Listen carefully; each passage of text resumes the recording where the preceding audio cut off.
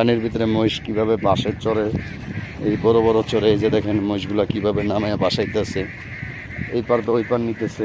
এটাই ওনাদের নেওয়ার আশা আকাঙ্ক্ষার। এই যে দেখেন কঠিন সুন্দরভাবে মহিষগুলা পানি দিয়ে যাইতেছে, যেটা পাবলিকরে দেখানোর জন্য এই চরে আসা এবং ভালো আল্লাহর রহমত, ভালোবাসা আল্লাহর। আমরা চরে আসছি, এই যে মহিষগুলা এরকম পানি দিয়া নিয়ে যায় সকল মানুষে কঠিনভাবে, খুব সুন্দরভাবে। দেখেন মহিষগুলা যাইতেছে পানির ভিতর দিয়া, মানে হারসে যাইতেছে। এটাই আপনাদের দেখানোর জন্য আসছি এবং শুনছি।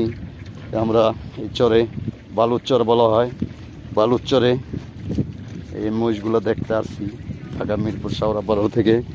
আপনারা সবাই ভিডিওটা শেয়ার দিবেন, লাইভ দিবেন, বেল বাটন অন করে রাখবেন।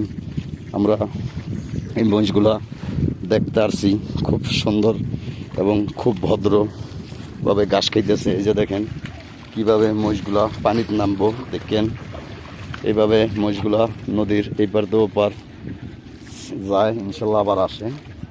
এই যে আমাদের এলাকার, এই যে দেখেন মহিষ, এই যে পানি দিয়ে যায়, ওই যে চরে উঠতেছে হাজার হাজার মহিষ। এই ভাই পালে মহিষ। ভাই কয়টা মহিষ ভাইয়া? কয়টা? 25টা। একটু দাঁড়ান, এই সাইডে দাঁড়ান, এই সাইডে দাঁড়ান। তো আপনার ভাই এই মহিষে দুধ হয় কেমন?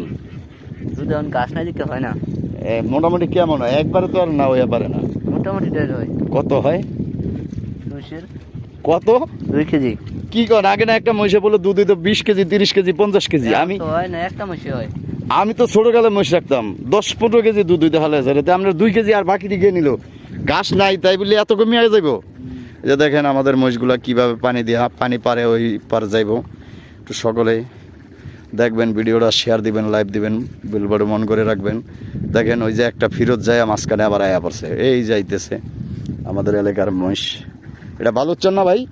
এই জায়গাটার নাম একটু বলেন, যে ঠিকানাটা? বালুরচর।